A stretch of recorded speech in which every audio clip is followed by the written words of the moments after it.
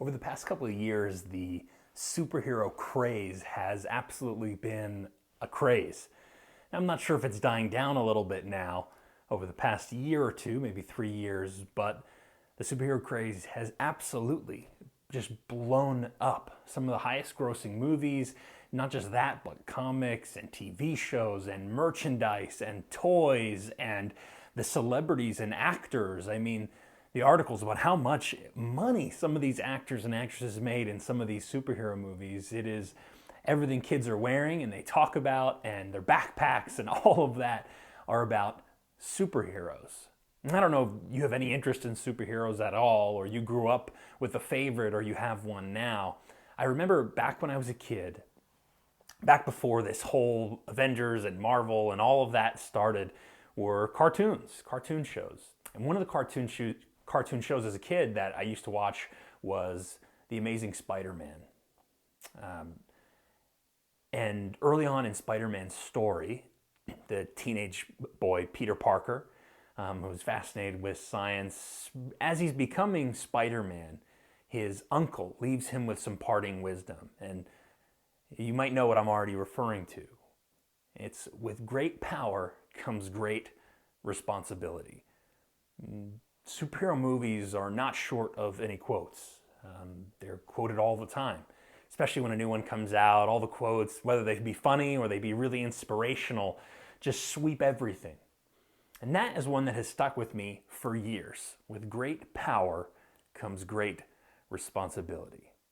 Now, Uncle Ben was speaking to Peter Parker, Spider-Man, telling him that with these great powers and the superhero strength and powers that he might have as Spider-Man, he was going to need to learn how to use them with great responsibility.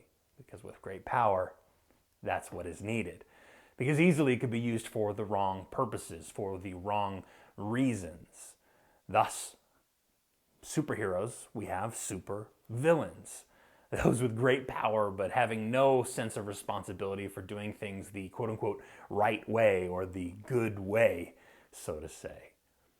And so I don't know what quotes have stuck out to you, but that one always stuck with me because as a boy, one thing I found, something that I always was asking for, something I always wanted, and has stuck with me throughout my teenage years and now into adulthood, was wanting more. Maybe superhero powers were not always what I wanted. I kind of grew out of that one. But a desire for more, a desire for more money, a desire for a better job, the desire for the cutest girl back when I was a teenager, or whatever it might have been for you. That's where my heart was at, was I want more, I want better, I want something newer. And always chasing that next best thing on end. After day after day, that is what I wanted. And some people never grow out of that. Some people, it's always searching for that next thing. You know, we grew up reading about stories like David and Goliath. David slays Goliath as a teenager and has this triumphal moment. Not all of us have that moment. Not as a teenager, not as a child, not as an adult. Some of us may never have moments like that. And some of us, that really eats us up inside, saying, man, when am I going to get my shot? When am I going to have the great power that I can learn to be responsible with those things? And you know, that saying, with great power comes great responsibility, reminds me an awful lot of something that Jesus once said in speaking a parable. I want to share that with you really quick. Jesus is telling a story. That's how he used to teach people. And clearly there's some wisdom in this because he says something pretty similar in Luke chapter 12 in verse 48. He says, "For everyone to whom much is given, from him much will be required. And to whom much has been committed, of him they will ask the more." So to those whom much is given, from him much will be required. And so if you have received much, much will be expected of you. So the more you have, the more expectations. And this is one of the things that sometimes in society we forget about. It's all about the promotion, but then you don't think about the sacrifices you'll have to make if you get that promotion. For those of you, you've spent a lot of your years single, or you're coming out of a relationship that didn't work out and you're waiting for the next one. The thing is, when you get that quote unquote next one, That's added responsibility, added time that might be taken away from your family, from your children, or from other parts of your life that are important to you, like hobbies or your physical health. So these new responsibilities, these new power levels in your life, these new opportunities that open up, these doors we like to call them that open up to you, they also come with added responsibilities. Make no mistake about it. In the work world, in the spiritual world, in relationships, in everyday life, you do not get given more without being expected more. And that is one of the things that sometimes we forget about because we just are obsessed with the more. We want the greater responsibility, but then what comes with that is sacrifices, and that's not often what we glorify. That's not often what we think about. We're just focused on the next level, more power, having a new position or a new title, or whatever makes it so attractive and lucrative. I don't know about you, but that has always been what has drawn me. Not the, this promotion is going to be excellent. Once I get that, everything's going to be great. I'm not often thinking about, this means an extra 10 or 20 hours of my week. It means I might spend a little bit more time away from my family. It means I might actually make it more difficult for me to take care of my health, mental, spiritually, emotionally, physically, etc. It just continues. And so we glorify and we idolize sometimes this ascending in our culture, especially in the Western world, of everyone is supposed to want to be in this rat race where we continually rise and rise and rise to the top until we're all CEOs, we're all entrepreneurs, we're all property owners. All of these things that are idolized in our culture currently that are all the buzz about how you can be a great landlord, how you can be a great CEO, how you can work from home and make $40,000 a week doing 1 hour of work. All of this is just sweeping our culture that is saying this is what's next. But the problem is, with great power comes great responsibility. To him who is given much, or to those who are given much, much will be required, much will be expected. Because Jesus, in this story, as he's telling this parable, tells it through the eyes of a master. A master has a bunch of resources. He gives them to his servants. And what does he expect of the servants? He gives them much, and they are expected to do much with what he has given them. To those he has given little, he expects the same from them. To whatever they have been given, they are expected of. You're not expected to do anything more than anyone else. Just with what you are given, you are expected to be used with. And so in this story, Jesus is telling the parable, the one who is faithful and wise, he says, he will put him in charge of all his possessions. So to whatever the master is giving in this story, when the master comes back and sees that his servant has been faithful, has been wise, has made good decisions with what he has given him, whether it be big or small, he will give him more, abundantly more. He'll give him all of his possessions. He'll be in charge of all of that. Or he'll have more. He'll be given more. He'll be given more responsibility. He'll be given kind of a promotion of sorts. And that is shown through the way that he handled what he was already given. Now, this is a big thing for you to watch out for. Is if you are just hoping and waiting that something is going to drop into your lap out of nowhere. I'm sure it could happen. But when you say, oh man, I'm really grinding for a new job. I really need a new job. And so I'm going to sit and I'm going to pray about it. And I need this new job so badly. But then you don't update a resume. You don't put out any applications. You don't go make contacts with anyone. You're not networking at all. You're not speaking to anyone about jobs. You're not updating your skills and learning new trades within whatever your field is. And it's just expecting out of nowhere, someone's going to call you and say, hey, would you like to run my company? Would you like a job here? There actually needs to be some type of diligence and responsibility that you are showing with what has been given to you in that time. So you may not feel great about the position that you're in right now. It doesn't have to be work. It could be in singleness. It could be in relationship. It could be in your own hobbies. It could be in your health. It could be just in your everyday life that things are not exactly how you would want them to and you're wanting to, quote unquote, level up. How are you managing it now?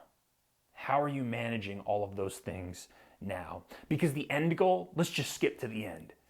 The end goal is that whatever has been given to you, if you truly believe it has been given by God, which I believe, and I would encourage that for you, is that which you've received has been given by God. God says that all good things are given from Him.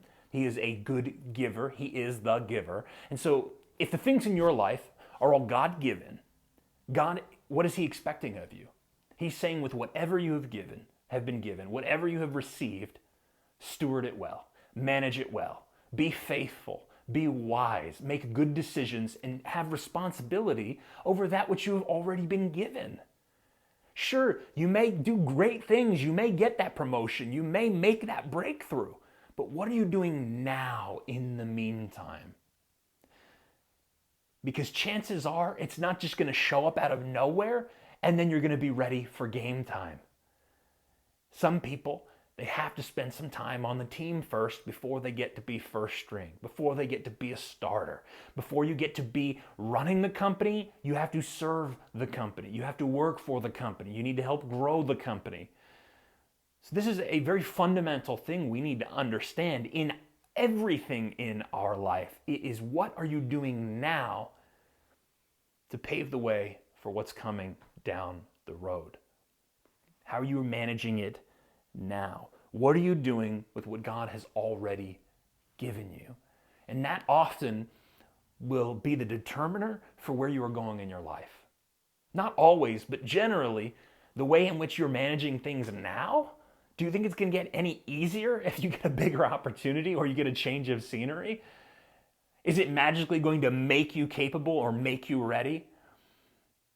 Like I said, you may not love the situation you're in, but learning to manage it and steward it well and be faithful to it now, even if it's not your most desired spot that you're in your life right now, is so important. Because you're going to always end up in situations that are not always going to be ideal. They're not always going to be perfect. That might help you learning to serve in situations with whatever you have. It may not be much, but God is asking you to serve in that way. Because later on, if you are given more, if you receive more, if you earn more in your life, you are going to have much more expectations, and you will have to lean on the seasons and times in your life where you have stewarded that well, when you have actually managed those things already. And so you have some experience. You've been through the motions. You've prepared for this. You've done this. You've actually made a way. So this is with our finances. Those wanting more finances, well, how are you managing it now? You want to triple 5 times, or I know most recently it's all talking about 10xing your money, 10 times multiplying your money, not just growing it. What are you doing with what you have now? Maybe you have no income at all. What are you doing with the resources which you have now? Not just money. What about your time? How are you managing your time? Everyone has time. How are you managing that now? It's never going to get any easier. You keep saying, oh, sometime down the road it'll get easier for me with my time. What are you doing now? With your relationships, those of you who are waiting for a spouse, you're waiting for some kind of breakthrough in your relationships. Is it just going to magically start working once you find that person?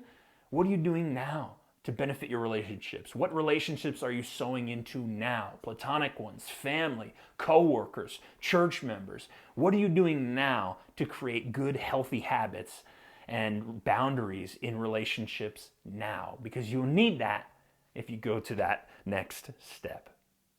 So finances, relationships. What about your talents and gifts? You know, if you're a believer in God, you believe that God actually has given all of us talents and abilities in various different ways. Some it's in literal talents and abilities that you see through things like the entertainment industry. But there are also talents and gifts and abilities like disposition through our character. Those who have great outlooks on life and character, they're encouraging. Maybe it's through something you haven't thought of if you feel like God hasn't really given you much, which is really, we need to shift our focus. Not saying, man, God hasn't given me as much as this person or that person.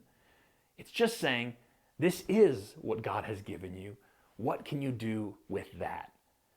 And so in that space, wherever you find yourself in, struggling with the responsibilities you already have on your plate, or those of you who are wanting more, each of us is called with whatever we have received, with whatever we have been given in our life, to be good and faithful servants not just for us and our benefit, but to our fellow community members, to our families, but most of all, to God. Because if you believe any of these things have come from God, then you want to serve God with what he has given you.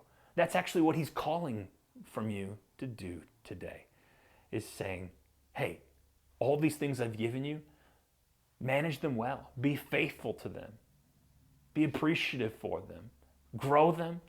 Be good with them, with who you are, with all the things you've received. And surely more will come if you and I can be faithful and wise like the servant in Jesus' story. Much more will be given. But you learn that and show that by being faithful first. Not saying I'll do it better when I get more. It's doing it now. And so I'm calling on you. Jesus is calling on you to use what you got. It might not be much. It might not be as much as anyone else if you're getting into the comparison game, which I'll just tell you, that's a curse. Do not compare yourself to others. Not everyone has received the same things, but the things that we have received are surely given by God, and that's something that we can use to better ourselves, better other people, and to better the kingdom for the Lord. So what do you have? What are you doing now with what you have in your hands? Use what you got while you have it, and maybe someday you'll get more. But it's more about what you're doing now with what you have already received. So be thankful, be faithful, and serve the Lord. Have a good day.